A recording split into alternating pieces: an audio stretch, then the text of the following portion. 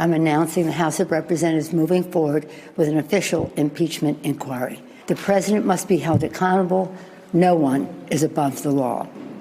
That was the moment when the most powerful Democrat in Washington flipped the switch on impeachment, sparking a process that led to these 2 weeks of often stunning public hearings, each revelation seemingly more damaging than the last to Donald Trump. A reminder of just how powerful the Speaker of the House is, because the Speaker may hold things back or let things loose. Speaker Pelosi's initial resistance to a full-blown impeachment was actually not out of character.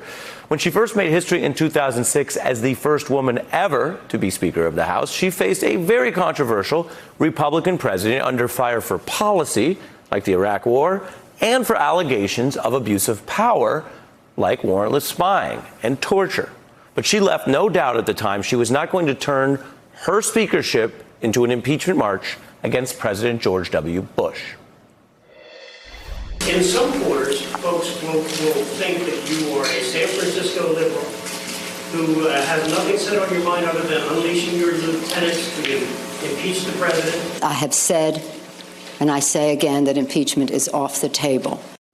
Pelosi had to lay down that marker because she said it was something that basically many on the left had been demanding, and she wasn't going to do it. 38 members of Congress actually introduced a resolution that did call for a Bush impeachment inquiry. In fact, back in the day, Stephen Colbert, when he was doing his satirical Colbert character, laid out all the reasons why Democrats should impeach Bush. I mean, the Republicans impeached Bill Clinton. I mean, don't you want to get back at them for that? I mean, wouldn't that feel good? After all, the president's been baiting you guys for 6 years.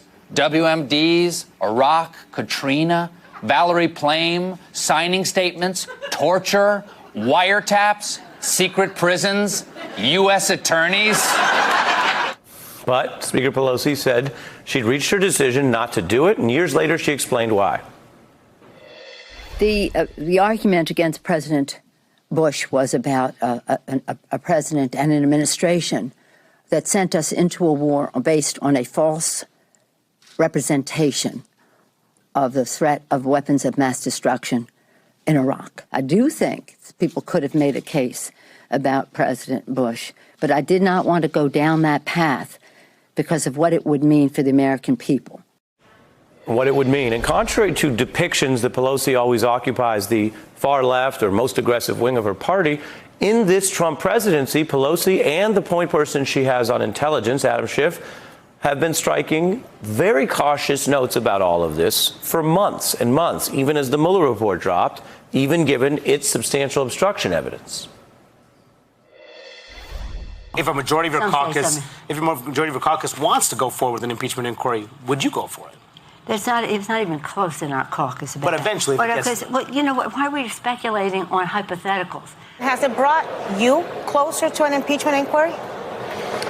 I don't know. The Constitution provides impeachment as a remedy. It doesn't compel Congress to act and impeach whenever there are grounds for impeachment. I'm keeping an open mind, but I have yet to be fully persuaded. What we want to do is have a methodical approach. Not any one issue is going to trigger, oh, now we'll go do this. And when the Mueller report came out, it was the Judiciary Committee Chairman, Jerry Nadler, who was seen by many as the key lawmaker driving the impeachment investigation at the time, not Schiff or Pelosi. A Washington Post poll released after the Mueller report, though, showed that then 37% roughly supported impeachment proceedings. After Pelosi announced the start of the probe in September, it has jumped 21 points to 58%. Wow. Now, there are two factors driving that: the facts of the Ukraine scandal and the Democrats going fully on offense with Speaker Pelosi's shift.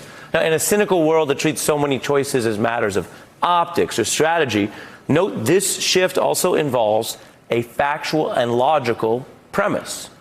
Democrats used to argue, some of them, that maybe you skip impeachment and try to stop Donald Trump in the next election. But this scandal undercut that Democratic argument, and that with very clear logic. If Trump is abusing power to cheat in the next election, then he's corrupted that very potential check and balance, which is part of why top Democrats now say Trump's actions left them no choice. We had no choice but to go forward. We're not fooling around here. We see the actions of this president being an assault on the Constitution. I'm joined now by former New York Congressman Joe Crowley. He was a member of Pelosi's leadership team and has had an inside view on so much of this. Thanks for being a part of our special. Thank you, Ari. Great to be with you. Great to have you. How do you see this shift? Well, I think what you've just covered really is very self-explanatory in of itself. I think that Nancy did not want to go down this path.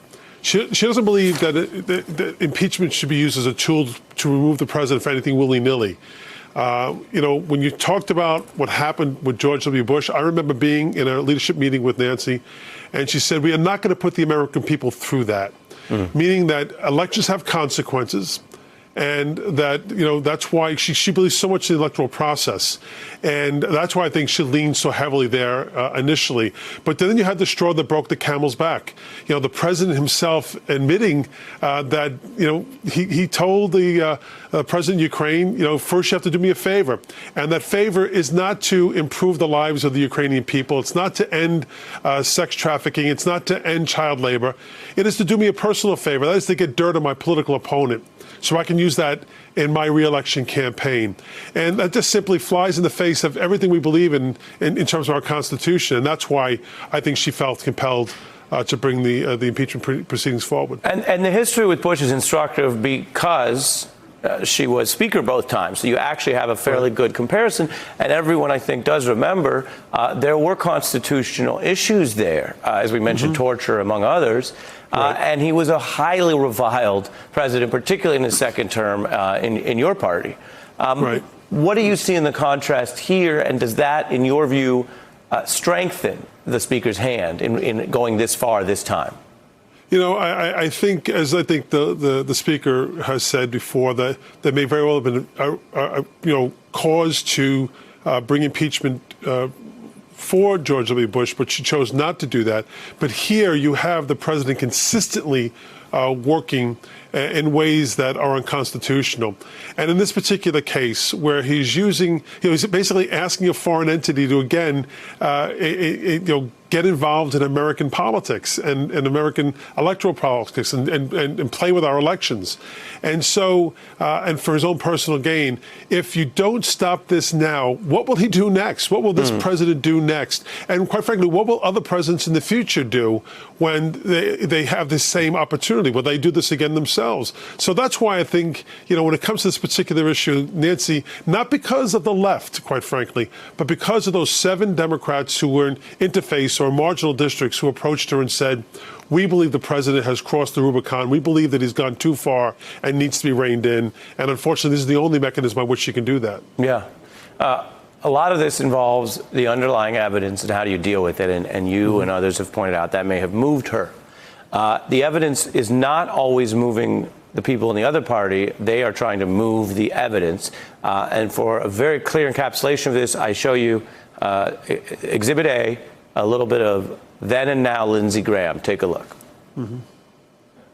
If you could show me that, Trump actually was engaging in a quid pro quo outside the phone call, that would be very disturbing. Was there a quid pro quo? As I testified previously, with regard to the requested White House call and the White House meeting, the answer is yes. There you go. Yeah. I think the fact, you take that, moving the goalposts further and further, and reports that the White House has been meeting with the Senate Republicans to map out a strategy as to how to move forward on impeachment, not to dismiss it immediately. Apparently have agreed to a 2-week process. What defendant wouldn't love to be able to sit down with their jurors before their trial, quite frankly? So it really is unseemly to say the least. But Ari, you're right. They tend to continue to keep pushing the goalpost back when you meet that mark. And it's unfortunate. It's sad for America. Congressman Crowley, who has been there and been in the fight, I appreciate you giving us some of your inside view on this highly congressionally determined process, sir. Thank you, Ari. Great to be with you. Thank you.